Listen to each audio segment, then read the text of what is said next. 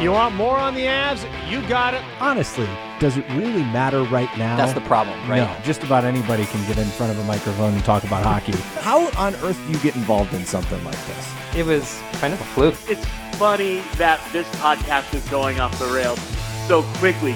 This is From the Cheap Seats, an Avalanche fan podcast from 9 News.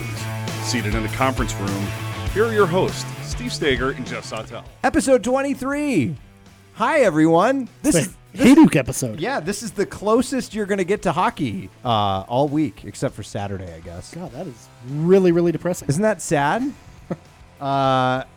Joined in the Cheap Seats studio, which is still not the conference room, by the way, with Grant Beery. That's right. Am I saying your name right? You are. Grant, thankfully, yes. A figure on hockey Twitter, on Avs Twitter. Good to have you in. Thank you. I see you everywhere. And I don't know if it's, where do you sit inside Pepsi Center? So you guys are at 326. I'm over at 321. So we're Okay. right next We're to right next. That must be why I see you all the time. I would think so. But I feel like I see you on the big board a lot. Like you get pictures, you do the Go Avs Go hashtag, all that stuff. Yeah, I've been on the big board quite a bit. I mean, I use that hashtag pretty extensively. So Yeah. That's So you get up As there a you lot. should. Yeah. And then you guys have this weird connection because you have like a mutual friend. Your ticket holder friend is a mutual friend. My best buddy Michelle is is who I share my season tickets with. So apparently she knows Jeff. So Yeah. Known her for years. And I That's feel funny. like it's very odd. A lot of the people we have in here have some sort of odd connection to Jeff. it is. We've had a couple people who were at Colorado State when I was up there. It's been very strange. Yeah, it's been really weird, but I'm glad to have you along. And your name is Beery. Beery, beer with a Y. I thought for sure that was just something that you put on Twitter to No. be ironic. No, it's Beery, and bartenders love me for it. Are so you a beer guy? I love beer. Craft beer guy? Craft beer guy. I've homebrewed. I've got a lot of friends who either own breweries or work at them. So yeah, absolutely. My God, you have the perfect name for it. Why don't you? So you've homebrewed. Yeah. I assume that you haven't put much thought into opening your own brewery, but you should. I wish I had money to do that, and also I'm just not very good at brewing beer. So Neither are we. But it's fun. But it's fun. It's very It's fun, cool yeah. to sit around the kettle when something's brewing and absolutely. feel like you're doing something. And then like a month later when you realize it tastes like cardboard, you're like, all right, this must have gotten some oxygen at some It's point. my cardboard, and that's why I like it. Right? It's delicious. I'll drink the whole keg. Right. Let's get right into since this is a All-Star Week episode. Right. Let's get right into you. What's your fan story? Like, how did you become an Avs fan? Oh, well, so I grew up here in Denver and went to a game. My dad took me to a game, I guess the 95 season. Mighty Ducks had just come out, right around that time. I think it was a couple years before. Fly together. Exactly. And so we loved that movie growing up, me and my siblings. And my dad thought it would be a great idea to take us to a game when the Mighty Ducks were in town. Oh, they're going to love that, Never heard of hockey beyond that movie before. And so we go to the game. My dad thinks, they're going to love the Mighty Ducks. And no, it was like, we love Patrick Waugh. We love Joe Sakic. And lifelong fan since then. So Wow. Yep. That's awesome. Yeah. And season ticket holder since? The 20th season. So that's been 4 or 5 years now. So yeah. Wow. Yep. Very nice. Yeah, I lived in Minnesota for a few years and then moved back here. And I would not recommend moving to Minnesota for anybody. So, Especially this time of year. Oh, I imagine absolutely, right, it's lovely. awful weather, yeah. So Yeah. it's after four of those winters, I decided, it was time to come home. And the minute I came home, bought season tickets because I'm like, I'm an adult, and this is what I want to spend my my disposable income on. So Yeah. yeah. It's worth it. Oh, absolutely. Yeah. Although I heard from someone today on Twitter Mm-hmm. who apparently renewals are going around, and he said his renewal was just outrageously expensive. I got the email today. I haven't looked at it yet. But there was an email that was sent out today. I probably should have looked for that. Yeah. Yeah, he said something like $500 increase. You could look at it right now. If we I guess want. we could all probably pull it out and Right. see. we just got our graphics designed. I'd really rather not have to do it again, and from the slightly more expensive seats. from the ticket package seats, Right. not season tickets. As a season ticket, and I guess it's exciting because it means the team's doing well. Right. And you're paying a premium for that, I suppose, because when I got in that 20th season, the team was terrible, and I Yeah. paid nothing for seats. It was great. What was because are you doing the same kind of package that we're doing the what was it called, Icebreaker or yeah. something like no, that? No, full season for me. Yeah, I get all the. Oh no, we benefits were of it. full season 2. It's what but they the call ice- the lowest tier. Yeah, but you guys don't get all the crazy benefits. We that do we now, get. Oh, as They the bumped it up. Icebreakers do now. So you should call and see if you can downgrade. Right. 'Cause now you get all that stuff. I mean, it's fun, like to go to all these ancillary events and everything like that, like the meet the team party and those fun things. So I mean, there's definitely some real benefits to being a season ticket holder that I think a lot of people that are like, well, I just buy tickets whenever I can. I was like, well, you're buying more than 20 tickets a year. Go ahead and get a season ticket. And if you're going to that many games anyway, Right. just Oh. the discount per game, it's generally cheaper just It's to get pretty the season great, tickets. yeah. I won't do this now. It's going to depress me, but it apparently has prices and things like that. It also says how much your playoff tickets are going to cost. Oh, wow. By the way, got a phone call the other day that our seats got upgraded for the playoffs because the media need our section. Oh, wow. I mean, So- I approve of the upgrade. At the same time, like we are media. Can't But we at the just- same time, I was there during the playoffs last year and in the press box, just, because I did a story and then ended up wandering over to my seats. That's like 2 sections over from where we are. You can't tell me that many media people are going to be descending upon Pepsi Center Yeah, that's for a round of. And that's I don't. pretty crazy. Doesn't that seem, unless the NHL's buying those tickets, doesn't that seem a little odd? Are they giving each station its own section to spread out? Perhaps I shouldn't be airing my dirty laundry. Maybe they are. No, because we don't have permanent seats there. I don't think. I don't think 9 News or any of the TV stations have it's- permanent seats in the press box. I think we can get them, Oh, really? but like a call ahead type thing. But I remember they added some seats on last time, but that's I like mean, 2 sections over. And there've been a couple times over the years that I've gone in on a press pass, to blog about a game, and it's just sort of an open. I don't want to use the term bar, but that's sort of what it looks like, just a sort of table mounted onto the wall and Yeah. chairs seated up, and you just find an open spot and sit there. They built that kind of, I don't know what you want to call it, like a pit. That's right Yeah. next to the big press box. So it's they took out a lot of seats to do that too. Yeah, so, they did. Yeah, Yeah. which you've got to think hurts their bottom line. You would think, Which but- is already hurting this season anyway, since no one can watch them on TV. It's been a while since we've gotten into that. We should get into that a little bit later in the show. I was actually going through some of our old shows and found one where we talk about this every week. I was like, well, we haven't talked about that. No, in a we while, haven't. but We it gave hasn't up gone on away. it. To be honest, the social media pressure has been off them a little bit. I mean, Yeah, they I- haven't. Hockey Twitter hasn't been talking about it. people I think are just kind of resigned to the fact that they're probably not going to see the team on TV this year because we've only got 3 more months of games. Do you think they're resigned to that, or do you think they're resigned to the fact that they can find it in other ways? Well, I know some people that find it other ways.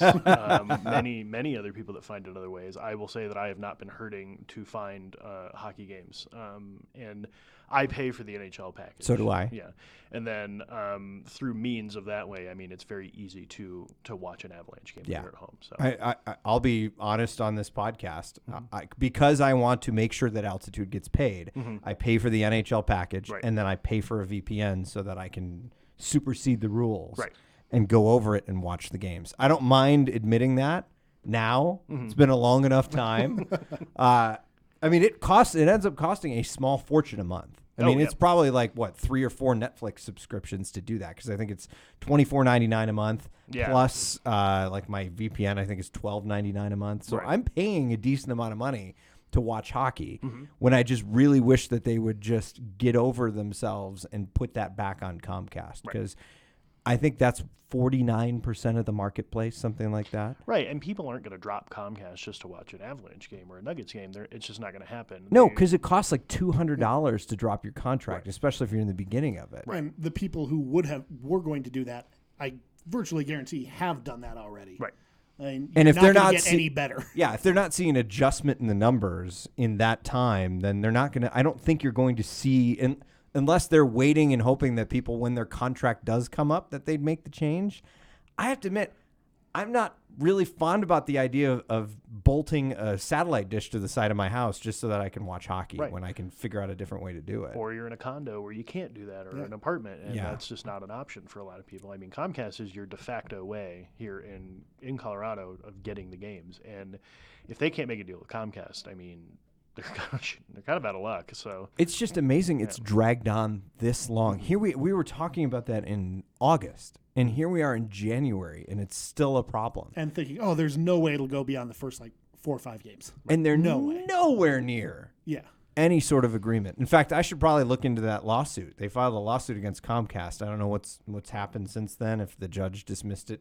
Yeah, I haven't heard anything. I have no idea. I know Comcast and Altitude basically said there will be no deal until that gets, sorted out. So, which is a move by Altitude. Right. That should be made very, very clear. Right. Altitude is the one who filed that lawsuit. They're exactly. I mean, and you can agree with it or not, but that's I mean, so they've done that to themselves. Mm-hmm. It'll be interesting to see because all they talked about was like how they won't have the operating revenue to run a TV station if they don't have the broad distribution. Well, it's been 6 months now without broad distribution. Right. I mean, that's a lot of fees that you're missing out on. Because I think they get paid per subscriber. Yeah. And it's not like something that you opt into. Yeah, what's like $125 per subscriber is what Comcast is knocking off your bill. Yeah. So thanks a lot, Comcast. Yeah. We've never heard from them. Right. Other than their muckety mucks. Yeah. Town hall thing that they had. The PR. Well, Town hall. Yeah. Oh, you're talking about Altitude. Yeah, Altitude. Altitude's town hall. I felt so bad for Kyle Keefe and Vic Lombardi because they had to put their face on something that isn't their mess at all, and they basically threw them out there with no answers to any questions. Right. And then you can't help but feel bad for those guys because they're like 9 News would never throw me in front of that. I'm guessing. unless they're listening now and they're thinking like, let's just throw Stager in front of a good idea. Throw him in front of a Facebook Live and let him explain why you can't watch 9 News and you can't watch your favorite quality NBC programming anymore. I mean, at least we have some national games that are coming up. You can watch those games on TV, but I'm getting sick of it. Yeah. I really am. And we've got a long road stretch coming up here where I can't get to the arena and watch the games. And frankly, I'm not going to go spend my money at a restaurant every night to go watch the games. So that's how I'm doing it. Well, and you're lucky even if your restaurant has the game. I mean, there's a lot of places that have DirecTV and everything like that. But again, if you don't have Comcast, I mean, how many bars are missing out on that revenue right now? So there have to be a ton of them. Yeah. With a guy with the name of Beery, you should have a bar economics degree or something. If I was any good at math, that would be a really good idea. That sounds like an awesome degree. Where do I get one of those? Right. Did you guys watch the All-Star game? Yes. Parts of. So I watched the skills comp, a little bit of the skills comp, and then I watched the game on Saturday. And I will stand by what I said at the closing hours of this show last episode, where I'm like, the All-Star game is boring. And I watched the skills comp. That was kind of fun. Especially, you know what I thought, what I really, really loved was the 3-on-3, the women's 3-on-3 competition. Oh, it was like 10 times better than the actual All-Star Oh game. my God, it was. Yeah, because it was competitive. Oh yeah. That's absolutely. why. Yeah. I mean, it mattered, and they were in it for something, where the actual All-Star game was some of the most boring TV I've watched in a while. Right. And trying to make that look exciting coming out of a newscast or coming out of that into a newscast was a lot of fun. Right. Let me just tell you that. Aaron and I were like, Nathan McKinnon had a shot on goal or 3 shots on goal and nothing. And we're like, what do we do? And then Hurdle didn't win MVP for some reason. Pasternak did. Yeah. Even though Hurdle had 5 goals and basically decided that game for the Pacific, but they still give it to the Eastern Conference guy. He should have had 6. Should have worked a little harder. I guess you're right. I don't know. It just was. It was boring TV. Right. And the funny thing that I saw on Twitter, and this may just be salty Avalanche fans too, but they were saying that McKinnon, like, they were keeping the puck from him. They weren't giving him chance. Like, people on his own team were not passing to McKinnon, and that's the reason he did so poorly during the game. Well, I think part of it was that everyone wanted the St. Louis story to be really, really cool. Like the line with Ryan O'Reilly, David Perron, and Alex Pietrangelo. They wanted that to be the story of the All-Star game, and they were really flat. Yeah, they didn't do anything either. I thought Binnington played well in his home city, but other than that, I didn't really see anything. I mean, but it also, you watch them and they're so boring. They're not skating hard. They're not it's kind of like, why don't you just do the skills competition, which is fun to watch, and then call it a weekend? Right. Instead of this scrimmage that doesn't mean anything. Didn't it? Am I wrong? Did the All-Star game used to determine something? No. Has it I ever? don't think in hockey. No. It never determined like home ice advantage in the finals or I don't anything. think so. If we're wrong on that, please let us know. Yeah, I think baseball's the only one that has that. So, I mean, here's the thing about 3-on-3 hockey. It's really fun in 5-minute bursts. Yes. When you give me 3 20-minute games of that, I am bored out of my skull after the first Yeah, one. So. and not to mention, like with the skill level that was out there, like you couldn't help but feel bad for the goaltenders, who just were like these are some of the league's best goalies, and they're getting lit up left and right. I mean, that has to be the worst possible game because there's no award for a great save in the All-Star game. I know we talked earlier today about this a little bit, and I still think the last All-Star game I was genuinely interested watching was a few years ago, and it's something I hate when baseball does this, but in a one-off exhibition game for hockey, it was fun when they mic'd up the goalie. Oh. And the announcers were interviewing the goalie during the game. Like the puck is on the ice moving up, and it was funny just because, again, the game didn't matter. So the goalies didn't really care if they got lit up or not at that point. But, puck would be down at the other end of the ice, and they asked the goalie, well, how do you approach, a high-pressure game? And, well, you really got to stay focused. You just sort of, try to just zone out and, like, ignore the other stuff. Oh, wait, play's coming. Okay, so what was I talking about? Right. Which is awesome. I mean, that's and almost that was a entertaining skill, to watch. That's almost a skill thing, though. Yeah. I mean, that, like being able to carry on a conversation while the puck's on the other end of the ice, like that is a feat that you don't typically see. And the goalies never get a chance to talk to people during a game. Very true. Very true, because they're kind of out on an island. I got to wonder how that, mentally how that felt for them, to be able to actually have a conversation. Because, like you said, they're on an island. Well, not only mentally, but physically. There's nobody around them. No, there's no one around them. So what is that like? I mean, that would be the question I would want to ask. Like, hey, I'm sitting here badgering you this whole time while you're playing a game. What's that like? Yeah. Yeah. Do you typically have voices in your head or, like what's going on during a typical game? Because I do kind of wonder, like, what are you thinking, like, during a power play? Mm-hmm. Like you're just kind of sitting there chilling on your own, but you got to be ready. Because God forbid they dump the puck out and all of a sudden it's an odd man rush coming the other way and like weird bounce or something. Like yeah, that. Yeah, absolutely. Like that Landeskog goal the other night. Oh my God. Yeah. We should talk to Justin Goldman about goals like that. I mean, that had to demoralize, like, although they ended up winning that game, but they did. The other side, who were they playing? Who were they playing? It's been so long since there's been actual hockey. Yeah, I know. It was Pittsburgh. Yes, it was Pittsburgh. It was Pittsburgh, and it was a dump from the blue line. Like, it was just supposed to be a shot on goal, and it just popped right over him. And that's the kind of shot that should absolutely, like, completely screw with the goalie's mind and maybe even take him out of a game. And nope, he buckled down. And the Avs, what do they say? They snatched defeat from the jaws of victory that night. They did. They did. Yeah. I mean, just pure luck. By the way, speaking of replacing goaltenders, how nice has it been in the last 2 times that we've seen Jordan Binnington to see him leave the game? Yes. I thought that's been pretty spectacular. Hopefully we have him snake bit. I mean, if you can have a goalie in your division that you're able to light up like that, I mean, you're good. You're gold. Yeah. Yeah. Almost a la Malcolm Subban from Vegas, who we seem to have his number too. I don't know why. I don't know. Want to talk about jerseys. Okay. We should do that on the other side of this break. All right. When deception and dishonesty become the norm, integrity means doing the right thing, even if it's the hard thing. If you've been wronged or see wrongdoing, email us at blowthewhistle@9news.com. Back here with Grant Beery, longtime Avs fan, 5 years season ticket holder, 6 years season ticket holder. I think it's 5. It was 5. Whatever the 20th season I didn't do the was. math. So 2015. This would be the 5th year. This would be the 5th year. Yeah. You are a jersey collector. In fact, we're sitting here in this studio right now, and you're wearing a Bernie jersey. Yes.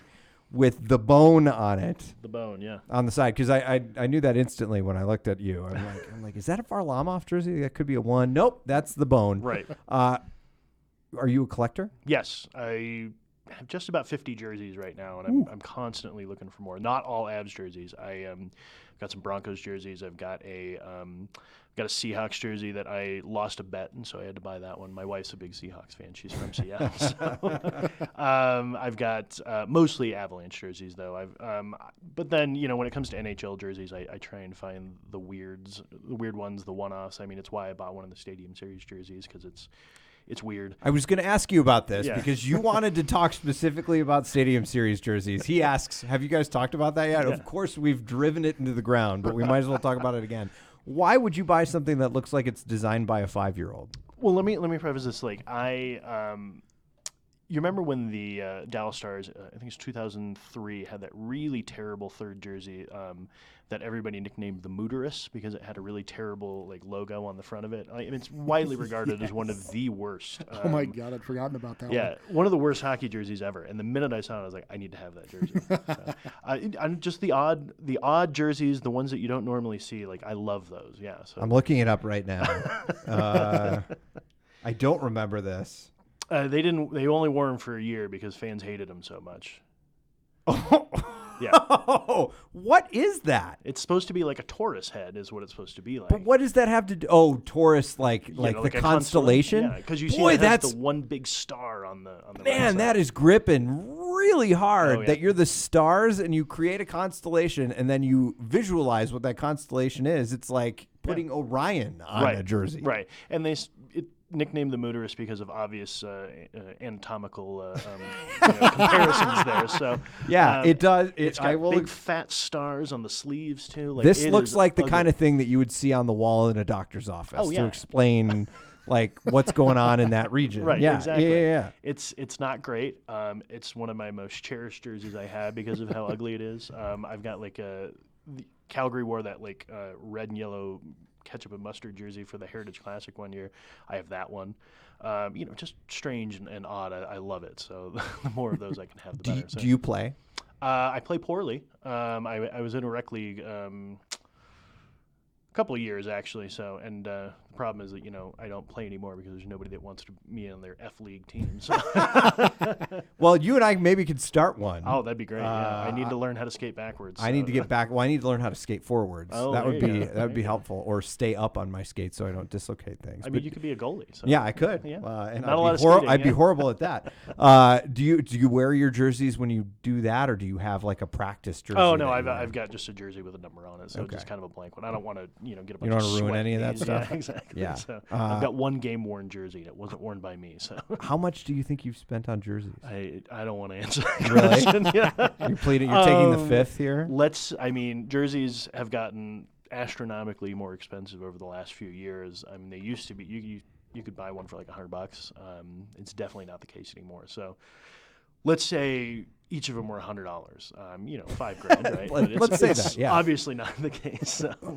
Do you usually get the straight up authentic and everything? I've or- been doing that more and more. For a long time, I didn't because when I was younger, I just didn't have the money. I wanted Sure. to get whatever jersey I could. I didn't with any of the Reebok jerseys because I hated the Reebok jerseys. I didn't buy any Reebok jerseys at all. I thought they were terrible. Good So, man. but Adidas, like these Adidas jerseys are better quality. What they're giving to the fans. I know they're not the on ice versions. Although no, they have authentics. I mean, I just bought Katie an authentic for Christmas. And Yeah, it has like the actual straps and stuff inside the jersey. Oh yeah, I mean, and this one's an authentic as well. But the big difference is if you look at the collar, it's where they make it. Players will always have their jerseys made in Canada. The authentics that you get in stores are made in Indonesia. So. Really? And the funny thing is, like, people who are hardcore nerds about jerseys think that these are trash because they're made in Indonesia. Which I'm like, hey, I'm a fan. I'm not getting on the ice. How in the hell are you going to get a jersey made in Canada if they only make those for the players? Game-worn auctions. So you, yeah. oh yeah, man, yeah. you're talking about spending gazillions of dollars. Oh, And yeah. if it's a game worn player jersey, you're not going to wear that to a game. I would No, hope.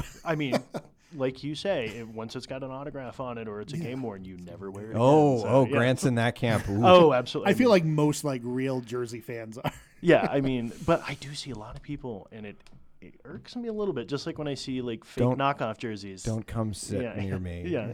I mean, I don't have it. Mine's not signed. Katie's is, and that happened. She was kind of like, I'm going to wear it. I just twitch a little bit, that's all. Yeah. Well, I mean, hers is personalized, so Oh, it's not okay. going to be worth a lot of money unless there's another Yeah. Katie that spells their name with 2 I's and a C. Sure.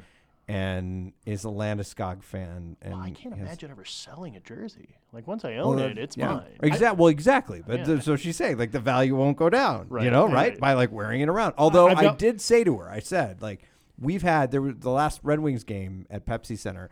We had fans behind us who the one really, really drunk girl who kept saying, where's Dylan Larkin? She's a total like Michiganders. I love them. They're so sweet. They don't really care if they're not in the diehard hockey camp, but like that's our big sport there, so everybody knows all the players' names. And I'm sure this was just like hometown nostalgia for her to come and say, and the one name she knew was Dylan Larkin. Like, well, the only if you just player listen, right now, if you listen to the dialogue, you knew she probably didn't follow hockey very closely. But she had some sort of seltzer, as you might imagine, a spiked seltzer. Tall ones, like a tall White Claw, and we got it all over ourselves because toward the end of the search for Dylan Larkin, we couldn't. It was all over. She spilled it all over the place. And I said to Katie, I'm like, with that jersey, you run the risk of that. And she's like, it's okay. I'll be extra careful. So. Well, you can say that like when you're driving your car too. It's not you have to worry about. It's everybody around you. It's true. It's very true. Especially in the cheap seats. So. Except for some people, then it's you. So, like, kind of brings me to an interesting question for you guys. When you're sitting in your seats and you hear somebody like say something maybe a little incorrect or wrong when it comes to like rules or anything like that, do you ever like chime in and like say something? I like that Jeff looks directly at me. Of course I do. Steve, do you? I do. I have some, not like, so Katie and I, we often go together just because Jeff can't seem to get time off of work to come to games. I don't know why Megan, he continues to buy season tickets with me. But we will have that in dialogue to ourselves of like, this person doesn't know anything about what they're talking about, and like, why do they keep yelling shoot, and I mean, I've yelled shoot a few times lately because the power play is driving me nuts, and it's like everybody's waiting for a wide open net instead of getting pucks on the net when they have open lanes. But like these are on that quarterback position, right? yeah. But there's a woman a woman and a man who sit near us relatively frequently, who anytime the puck ends up in our zone will just scream, "Get it out!" Like, if it's an icing call, get it out. Like, it's just like, it's okay. You don't need to yell at everything. But yeah, no, do you? You don't correct people. Jeff is one of the nicest people in the world. He's not going to actually. I will sort of, like you said, that internal just sort of, oh my God, what are you talking about? Right. Like, whoever I'm at the game with might sort of mutter like, what? No. You? No. I mean, I've done it like if I'm right next to the person and it seems like they're, receptive to the idea of like having a conversation about the game. But that's 1% of the time that's going to happen. So it's mostly, a lot of people, doing some heckling. The weird thing about the section we're in, we're the only season ticket holders in our section. I don't know how we manage that for sure. Oh yes, absolutely. We have asked our rep. We're like, why do we see so many people sitting in this section that are from out of town, or we never see anybody that's And she's like, oh, you guys are the only ones with season tickets there, which is crazy because we are right behind the goal. I have no idea why nobody else would want to sit there. Yeah, because you're 2 over from us, and I know we have one season ticket holder who's next to us, and another guy who's down the row. Yeah. Right. That might be it. I don't know. I mean, we're by ourselves. It's great because we can always find extra tickets if we need them. But then the downside is sometimes we get, some of those boorish fans that we get a lot of those. Much, but we're also in the Nashville, St. Louis as well. Philly has been some of the worst games. Anytime Philly is interesting. in town. And I thought Pittsburgh was pretty bad too. I think they all are getting there. Yeah. They're all. I don't understand. Like we've mentioned on this show before, a recent episode. Every episode we've talked about it. We go into other people's buildings all the time, and we sit there. We get up, we clap, and then we sit down. Right. But it's like everyone who's a fan of another team here, and I don't know if it's like their way of showing like that's used to be where I lived. Now I live here, but like look at how cool my old town is. Is that what it is?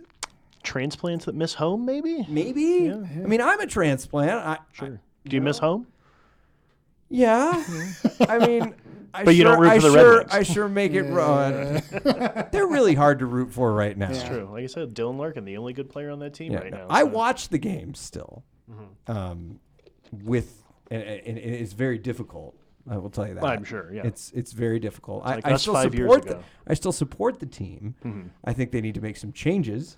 I also have kind of lost that connection because just about everybody that I followed is gone. Right. Like I'm not a Larkin guy. I never really have been. Like Pavel Datsyuk was my guy. Kirk Maltby was my guy way back. You could tell like Maltby, Calvert are the kind of hockey player that I idolize. But it's just tough to watch those games. Sure. But every time I'm home, I'm like, Pure Michigan, yeah, Right. What's up? But I also don't yell that while I'm in Colorado. Right.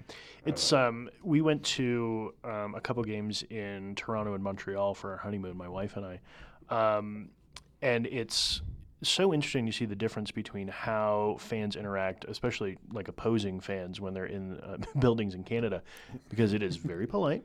Yep. You don't get out of hand, and you better be sitting down in your seat when it's time. So, I mean, it's a ritual there. So, It's true. And I got to imagine, like, Canadian fans that come to, a game here in Colorado, like, what do they think of this kind of American way of watching hockey?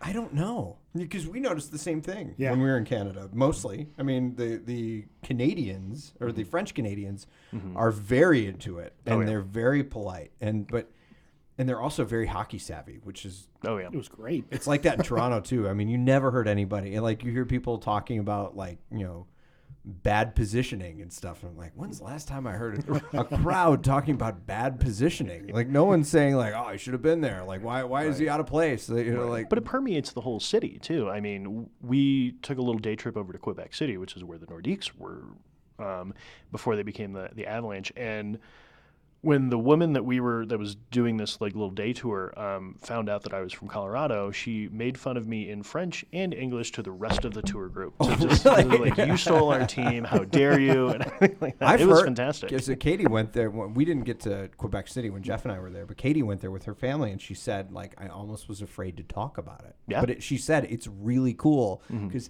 everywhere you go, there's Nordique stuff just Everywhere. ingrained in that town. Murals on the sides of buildings. It's How crazy. on earth has the NHL not given them a hockey team? It's ridiculous. It's a tiny town, though. It's not very big, so. Maybe that's it. I don't. But people like the tourism industry there is huge. Right. People want to see that city because it's cool. And it's got a giant arena right in the middle it's of it. gorgeous, Yeah. too. It's gorgeous, yeah, absolutely. Yeah, hard to figure out. Yeah. So, what? Back to the jerseys because I'm fascinated. So you buy a Stadium Series jersey. Yeah. And do you ever wear it other than the game? I wore it the day I bought it, so that was the Red Ooh, Wings you game. did? So, yeah, Oh. I mean, why not? So, I had it. I'm not going to carry around a bag with a jersey in it. I'll wear the jersey. Sure. So, I got Landeskog on the back because I wanted to have, like, the Captain C and everything since it's Yeah. a specialty jersey. I'll wear it for the Stadium Series, obviously, and I will maybe bust it out every now and then. So, maybe, like, next time the Kings are in town or something. That's probably about it, so. I was just curious if that's something. Like, do you wear it to paint around the house or anything like that? It does have the nice Do you bib wear on it? the Do you front, wear yeah. it when you're Change brewing the beer? oil. Like, changing oil, something like. I don't know. I just can't bring myself to buy one of those things. Yeah, I mean, it's probably one of the most divisive jerseys I've ever. I mean, even the terrible Reebok jerseys didn't get this much hate. So, and those jerseys were bad, like really bad. And I still hold, I want to give them credit for trying something different. Sure. Because a lot of these outdoor jerseys. Jeff is a nice guy. A lot of these outdoor jerseys, it's the same basic thing for every team. Right. I mean, I hope the next time we get an outdoor game, they try something out of the box again. I just really hope it works better than it did this time. What do you think about this jersey versus the 2016 Stadium Series jersey? You talking about the one with just Colorado across No, the just front? the the one- white with the big C. The big C. I- This Oh, logo. yeah. So What was- I did buy one of those, and I actually wore it to the last game I was at, and that was the 4-0 shutout. So I think that might be my good luck jersey Your this year. lucky jersey, huh? Yeah. So you like that? I like that one. Okay. But honestly, when they did the big reveal for that, my first thought was, well, that's kind of boring. Yeah. And it grew on me, though, because, they revealed that one 2 months out. So you had some time, and I got used to it, and then it looked really good on the ice. And Right, and the funny thing about that jersey, you're right. It's kind of stark compared to even the the Reebok jerseys that were coming out at the time. The reason I did not buy that jersey is I could not find an authentic version of it. Reebok just wouldn't release them. Jersey snob. Yeah. Well, no, it's because I didn't like the way Reebok, with their replica jerseys, the patches were all screen printed, and they just fell apart. And I was like, well, I'm not going to spend money on that. There's no way. That makes sense. And so I was like, well, I can't get an authentic. So now the only way you're going to get one is, a game-worn jersey off of an auction or something like that. But it's been 4 years, so I don't think I'm ever going to add that one to my collection. That jersey, like I said, stark, but good. This one, I think the big problem I have with it is the way that the kind of mountain logo, attaches to the bottom of the jersey. Yeah. It creates this weird color difference that makes it look like a crop top. Yeah, it does. And that's my only problem with it. And there's so much empty on that Right. underneath that it just makes it so obvious. Right.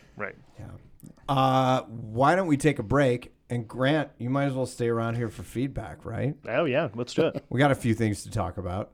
We can also hit Cale Makar not being in the All-Star game and now all of a sudden being the talk of the NHL, which is really interesting. Great timing, guys. Thanks. Yeah, we'll be right Conspiracy. back. Colorado is a sports state. The 9 News app puts all of our great stories in one place. From the pros to the preps, you'll find it all. Plus the latest Broncos update from insider Mike Quist. The 9 News app. Download it today.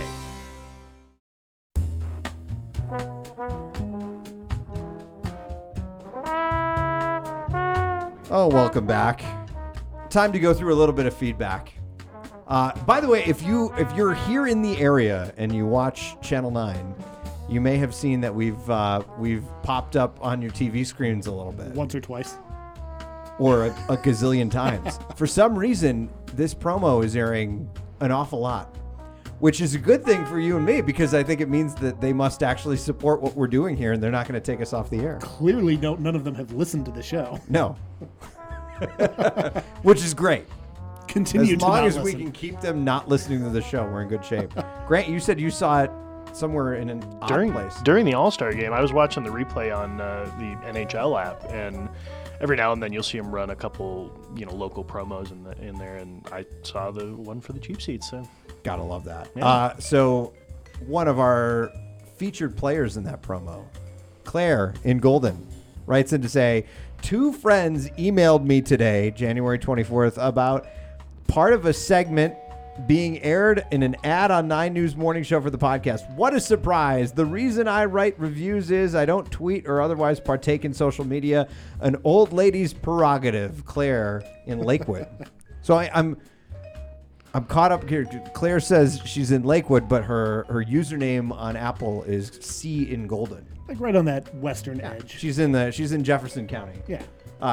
Claire is a major figure in that promo, which I couldn't be happier about. It's so great. It's the best soundbite we've probably ever created. With hockey in Denver is where it's at. What a great line. Spectacular. Diggory wrote in on Tuesday and said, just found your podcast last week, catching up on episodes and have enjoyed them so far. Love listening to you guys. Gives me a bit more of a connection to the Avs hockey, even though I rarely get to watch the games as a Comcast subscriber. Seems to go with what we were talking about. Right. I catch games on the radio as much as possible, but it's not the same as seeing the guys actually play. Thanks for putting this out there for us. I wish we could show you the games. Yeah. And watching replays just isn't the same. So. It really isn't. Yeah. I mean, just being there in the moment, watching them on TV, if you're away or even if you're at home and you can't go to the game or something like that, there's just something about that right. I don't know. It's just sad. Keep the reviews and ratings coming. Just do that on Apple, wherever you get your podcasts. We would really, really appreciate that. A couple of emails. And I want to touch on this one a little bit because I think it could be interesting. So Andrew writes in. Andrew, I know, by the way, he wrote in because he had an idea for a topic, wants us to do a little Bob and Doug McKenzie impression. You know, the thing from, I think it's from SCTV. You remember that? Vaguely. 2 guys. Yeah. Strange Brew, one of the best movies Strange ever. Brew. Oh, is that in Strange Brew as well? It's Bob and Doug McKenzie's movie is what it is. I need And to it's watch that at some point. Fantastic movie. Yeah. It's weird. Anyway, we should do an impression of that. But I ran into Andrew once. He's a big Winnipeg Jets guy. Says he loves all the Winnipeg references in the show. We've had a lot of them. We've had, for some reason, I don't know why, but Winnipeg is the town that gets featured in this show more than anything. But he enjoys all those Winnipeg references. When I ran into him, he was wearing the coolest 1980s Winnipeg Jets like bomber jacket. It was awesome. It has the old Jets logo on it. Anyway, he wanted to know in a long email. I won't read it all, but he wanted to know, why is there not as much hype as he thinks that there probably should be for this outdoor game? I've heard plenty of rumors, plenty of conspiracy theories. I mean, Twitter is full of those, right?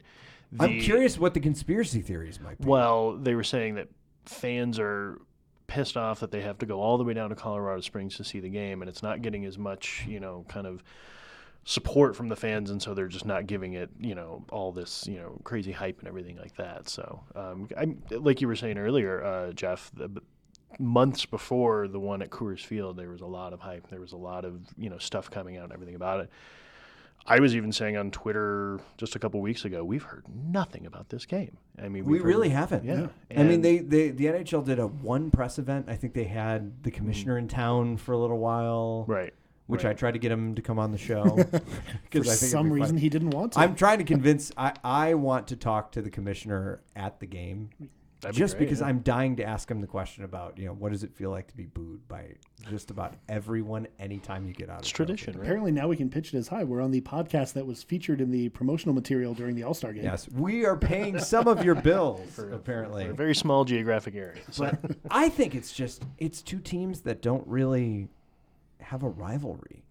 Yeah, obviously the Kings are in town because it's Anschutz's town. I mean, he basically owns Colorado Springs. Maybe they're changing strategies on how they want to market these games. I mean, putting a large market team like LA in these games, it makes sense from a television advertising perspective, I guess.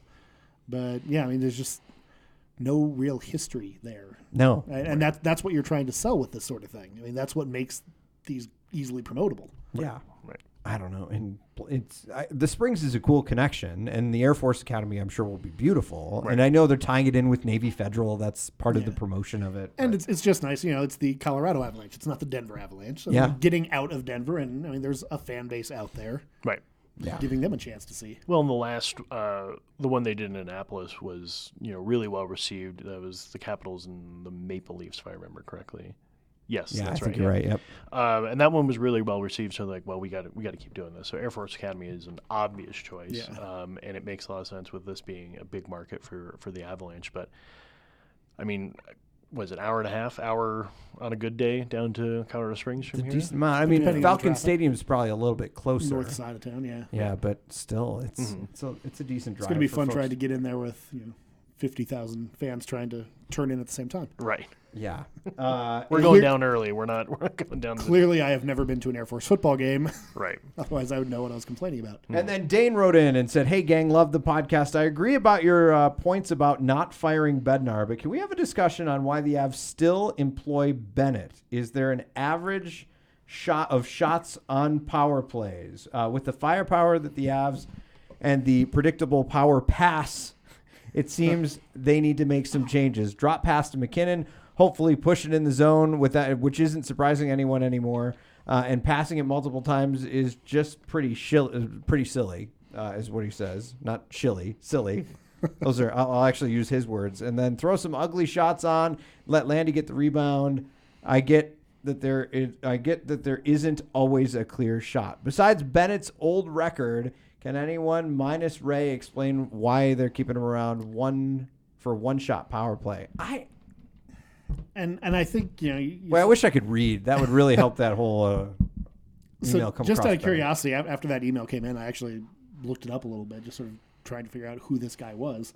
And I know this said aside from history, but this is his third season with the team focusing on power plays, and the last 2 years we've been top 10 in power play percentage.